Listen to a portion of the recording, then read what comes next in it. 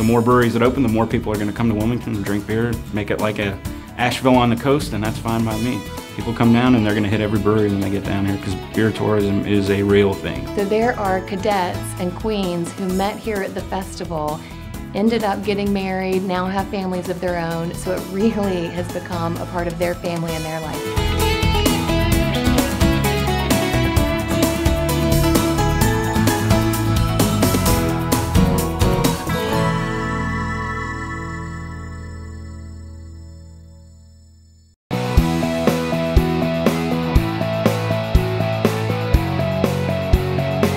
The Azalea Festival takes year-round planning. The number of events that we have and the amount of work and planning that goes into successfully being able to pull all those events off really does take year-round planning. It's not something that we can just start thinking about a few weeks before.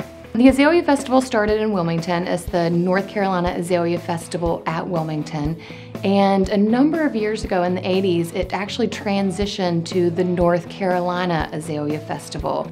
The governor makes a proclamation declaring that the festival has begun. So the economic impact, the importance of this festival was recognized by our state government as a big enough festival to have that distinction. We have volunteers who have had this festival as a part of their life for a long time, so long that it has become ingrained within their family and passed down from generation to generation. We actually have a past president, Erica Mearns, and her first meeting was when she was 6 weeks old. Her mom was a volunteer at the festival and brought baby Erica at 6 weeks to her first committee meeting. So it's really neat to see the stories of people who have started and been a part of the festival from the time they were born almost and continue to stay with it. I think it says a lot about the organization and a lot about the spirit of family that is present within the festival. It is a volunteer-run organization. With 1,400 volunteers, it takes more than a village to pull this off. If somebody wants to get involved, we typically direct them either to our office or to our website. We have volunteer application forms on our website, which is www.ncazaleafestival.org. And they can fill out the application with their information, what they're interested in, how they'd like to be involved. And then our office will reach back out to them to get them plugged in somewhere. When we start looking at talent that we book, whether it's our concert talent or our celebrities that we invite or searching for the queen, really right after the festival ends, we start planning for the next year.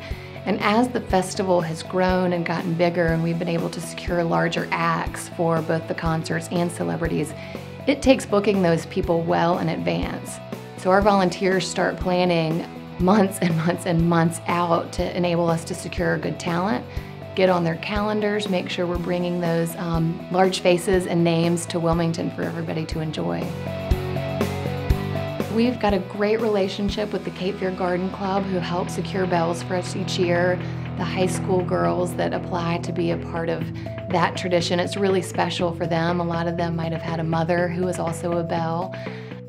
Citadel cadets will be returning. Oftentimes they will escort our Queen's Court, but we've had some of those relationships end up in marriages.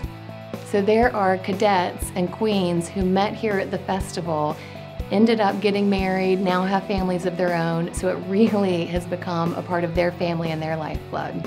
I would tell people that if they haven't been to the Azalea Festival in a while, come give it another shot.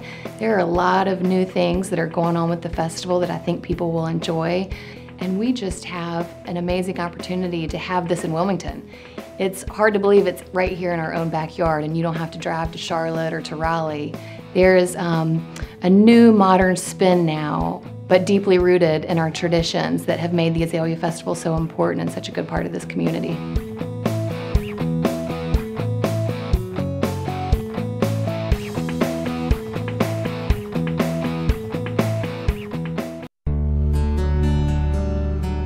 We select our Beauty Spot Outstanding Landscape Awards twice a year. This particular award is our winter-spring selection, and this category I'm standing in front of is the business winner. I'm standing here at Cracker Barrel, just right off of Market Street in Wilmington, North Carolina. The other selections were Tom and Jane Malloy on Mimosa Place, and the Reserve at Forest Hills on Darlington. And all three of those were selected by nominations over the past month. Our committee met and selected the winners in each category. And today we have presented them with this beautiful sign that will stay in their landscaping location for 6 months until the time we do our summer-fall awards. We call ourselves a Beauty Spot Squad, and we actually sort of prowl around Wilmington and New Hanover County looking for these places, particularly at these times of year, so we can make sure we have good nominees. We're looking for landscaping that comes out to the curb, comes out to where people can walk by or drive by and enjoy it easily. The nomination months would be through the month of November and through the month of May, right when the landscapes are starting to change out for the season. So this is a winter-spring landscape. This landscape will be beautiful through the spring, and then they'll have their summer-fall landscape. And this particular landscape here is very interesting because Cracker Barrel learned of our beauty spots and felt like doing something like this might make them eligible for this award. And I think from what I understand regionally and actually nationally, they're looking at this particular Cracker Barrel and how they've done this inviting landscape. We live in a beautiful location in this coastal area, but we recognize that without citizens and business owners and property owners stepping up, we just can't possibly have the caliber of beauty that we would like to see throughout our city and our county.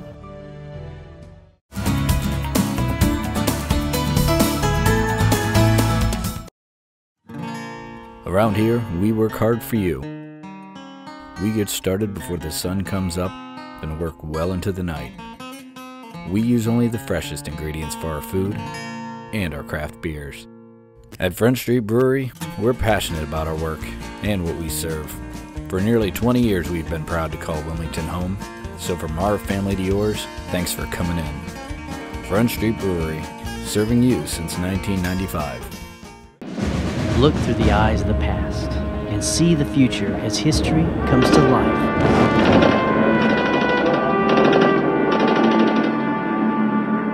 Explore and discover the stories and memories of life at sea. Chief, losing main steam pressure.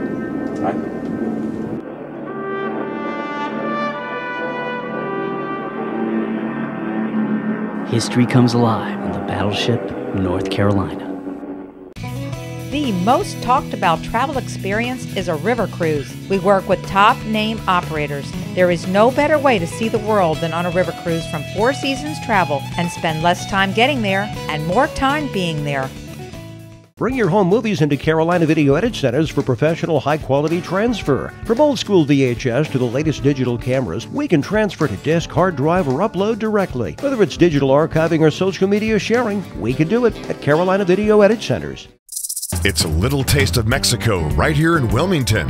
La Costa Mexican Restaurant. Start off the night with La Costa Rita or one of their delicious icy cold drinks. Then dig in for delicious La Costa specialties like arroz con pollo, carne asada, seafood molcajete, and fajitas. La Costa Mexican Restaurant with 3 locations in Porter's Neck, Market Street, and Oleander.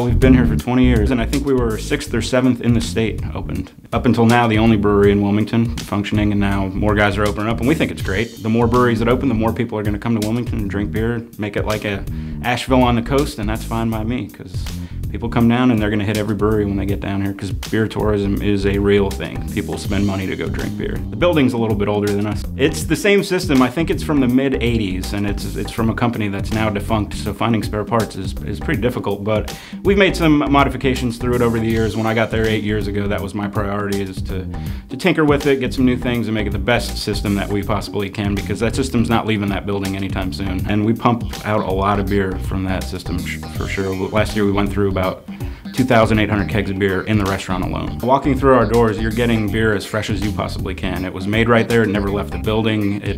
It was made by me and 2 other folks. That's my extensive brewing team. So you're getting beer as fresh as possible, and that's how beer should be. You should get it as fresh as possible. So you got to come through the doors and come in and have a beer, and you know you're getting quality. When I first got into brewing about 12 years ago, you had your choice of hops. Whatever you wanted, it was at the hop company, and you call them up and they send it to you. And right now, it's very difficult to find those hops because the farmers just can't grow enough. So there's breweries that are contracting hops 3, 4, 5 years out and giving the farmers the heads up, these are the hops we need. We have our flagship beers, they're on tap year round, and we also have a set seasonal schedule. So we know that every spring, these 5 or 6 beers are going to be released in the springtime. So anything new at this point really has to be squeezed in there, but we really got to make sure that it's going to be something that sells, something that's going to be good for the public, and something that's fresh and tasty. And every once in a while we could squeeze one in, and if it goes well, it might turn into a seasonal. You know, we've been doing a lot of oak-aged beers lately. We've got wine barrels, bourbon barrels, cognac barrels, and just throwing out some really fun beers out of there. And we also started a project called the Workshop, and every 3rd Thursday of the month, it's a 5-gallon keg is tapped of something that will probably never be on tap again or never was on tap.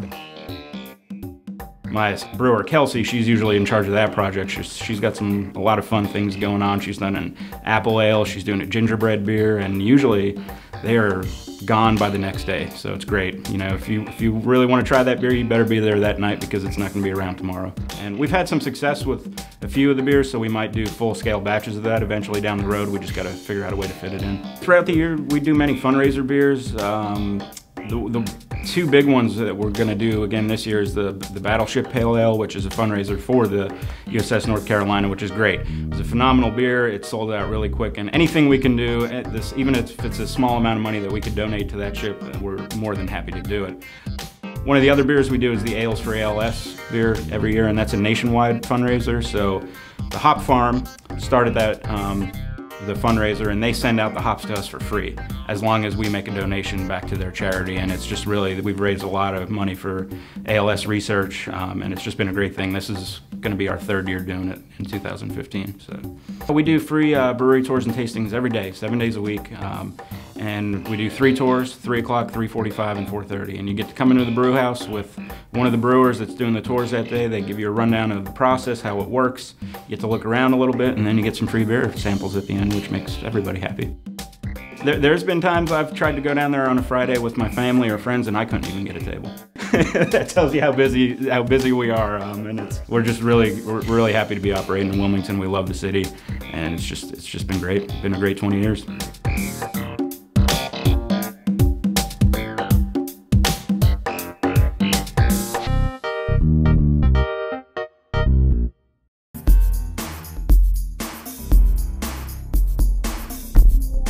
In many respects, downtown Wilmington is a bigger community than it actually is. If you look at a town of about 110,000 people in other places across the country, they will not have near the amount of restaurants and shops and museums that we offer right here in Wilmington. The reason we're able to have those quality of life things, though, is because of the tourism market. We know from our surveys of residences and of people coming into town that the Riverwalk is actually the top attraction for the city of Wilmington. People want to come and walk along the Riverwalk. There's a new section that's under construction right now that will bring it all the way to the Isabel Holmes Bridge, which is to the north end of downtown. And ultimately, the bigger vision is to have the Riverwalk connect all the way down between both bridges, and the city should be commended for their efforts in continuing to invest and making sure that's a quality attraction. We are going to be having some major renovation work along Riverwalk Park. That was done in the early 1980s, and so that's going to be undergoing a significant improvement, become much more user-friendly, and it's going to make a great setting for events and activities and other things that take place along Water Street. But in addition to the Riverwalk, the city also has purchased about 6 acres of land and be developing a public park on the northern side over by PPD. It's going to be more passive in its use, but passive can mean lots of different things. Benches, it can mean landscaped areas. So all kinds of things could be integrated into that park, and it's going to be an important development magnet as we move forward, because there's going to be opportunities for private developers to come in around that and use the park as a front lawn for any kind of residential or commercial project that could be contemplated for that area.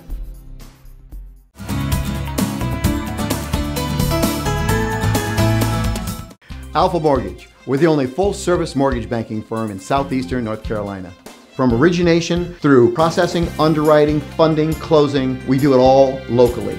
More than 90 professional staff right here in Wilmington. Alpha Mortgage is the leading mortgage lender in southeastern North Carolina. Alpha Mortgage is the lender more real estate agents and builders rely on. We work with your realtor and your builder every step of the way from application to closing. We have the best rates, best service because we are Alpha. Alpha Mortgage. Hieronymus Seafood and Oyster Bar, voted best seafood restaurant in Wilmington by Encore magazine readers. Here is where you can count on the freshest local seafood daily, served with fresh herbs selected from their own garden. Enjoy daily chalkboard drink specials in the cocktail lounge. Choose to eat in the Oyster Bar for freshly steamed oysters or crab legs. Or you can dine family style in the comfortable and spacious dining room. Seasonal catch from local waters is always on the menu at Hieronymus Seafood, where fresh is best. Your passport awaits to 3 of Wilmington's most historic homes. Now for one low admission price, you can visit Bellamy Mansion, the city's grandest antebellum home, Burgwyn Wright House Museum and Gardens, beautifully restored for a step back in history, and Latimer House, representing opulent life in Wilmington before the Civil War. Purchase your passport at any one of the historic home locations and discover 3 great reasons to visit Wilmington's past. Tickets are good for 1 week from the date of purchase.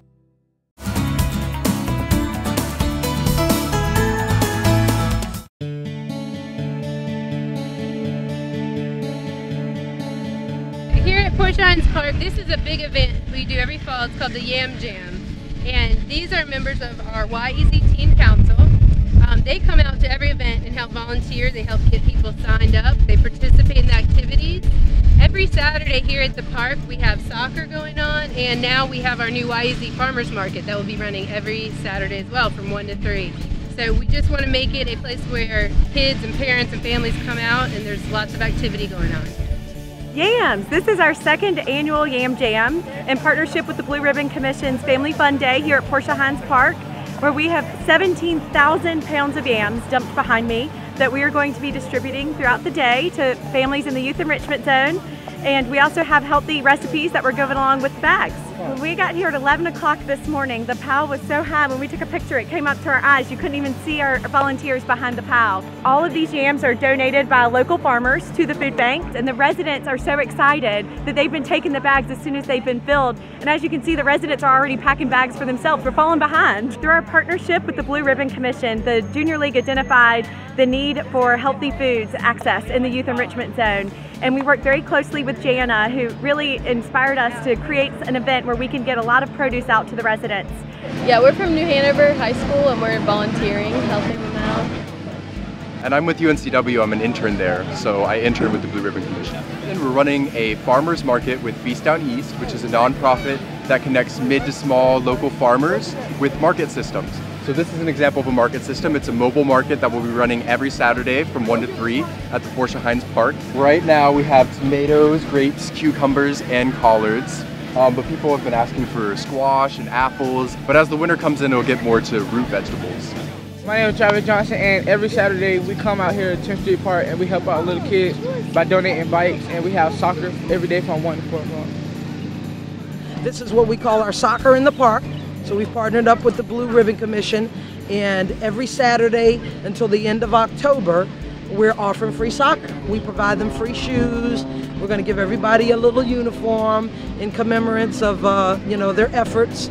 We cannot do it without the support of all of the schools that offer us volunteers. We got the university, we've got the Hammerheads, we've got all of these local high schools that can produce some really good volunteers. And it's been very positive, keep the exercising going and keeping everybody out of trouble and giving them some extra activities on the weekend. We could possibly recruit some of these kids and give them an opportunity to play within our youth programs, our rec programs, maybe even our academy and classic and challenge level. So we're working hard.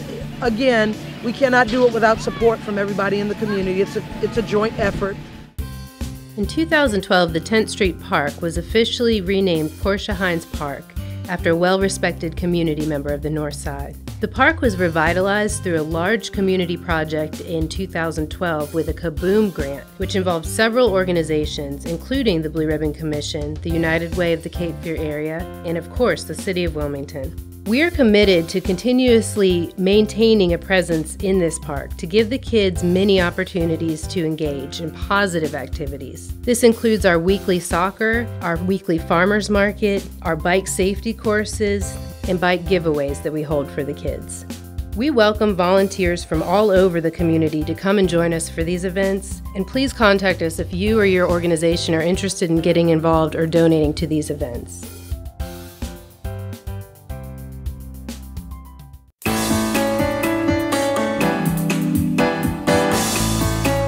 Dreams is a nonprofit organization. It was founded by Tracy Wilkes and Judy Wall, along with a group of social workers and artists and other people who really believed that art saves lives, and that there were a lot of youth in this community who could not afford access to a high quality, free of charge arts education.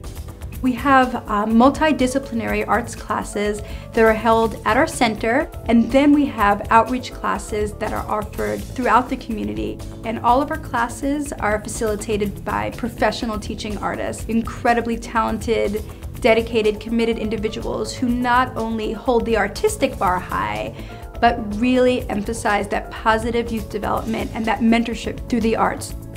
Twice a year, we have a showcase. It's an opportunity for the kids to perform in front of our benefactors, their parents, our friends, our volunteers, to have that sense of tremendous accomplishment where everything that they've been working on all year long has an audience, which is so exciting. And it's also a great opportunity for our visual arts students to exhibit their work. And as part of our youth entrepreneurship and design studio program, the students have the opportunity to learn how to value and market and sell their work. What Dreams is not is art for art's sake. What we are is a program that emphasizes positive youth development through the arts. Through classes in drama, kids learn how to work together as a team. They learn self-confidence. They learn how to give and receive feedback and constructive criticism. Through music, they're learning how to listen to each other. They're also learning math through time signatures. They're learning 21st century skills.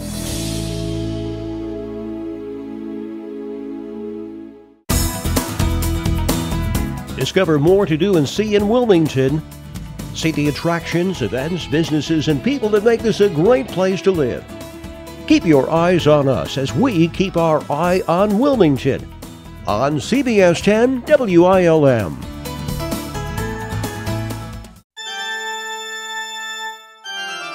Arthur Bleedenthal was born and raised here in Wilmington. He had ventured on to Princeton to continue his collegiate studies, and pretty much a formidable athlete at the time. He was actually known as Bluey. Once he had graduated out of there, he decided to continue his collegiate studies in Europe and went his way to France. Soon after his arrival there, war had broken out for World War I, and being American, there wasn't much that he could do. Somewhere along the line, he was able to obtain with the French to join up with the Flying Corps. And what the Flying Corps was it was the growing part of the French resistance that was utilizing airplanes for not only troop movements, but also aerial-to-aerial combat. So it was the old Red Baron days and so forth. And unfortunately, shortly after he had learned all these flying lessons and so forth and was involved with several battles, that just before his transfer from the French forces to the American forces, he was unfortunately shot down and killed, and he was actually buried in France. It wasn't until probably about 6 years after the war had ended that his parents, Leopold and Johanna, had decided to go to Europe to retrieve the body of their son and bring him back here to Wilmington. It was probably one of the largest funeral services that Oakdale had actually seen. We're bringing back a wartime hero. Now, Leopold and Johanna actually owned the land not too far from the cemetery and provided it to New Hanover County as an airstrip. And with that grace, the county at that point in time decided to honor their son Arthur by naming it Bleedenthal Airstrip. It's kind of funny and coincidental that he actually lies upon one of the main flight paths into Bleedenthal Airstrip, which is actually known as ILM today.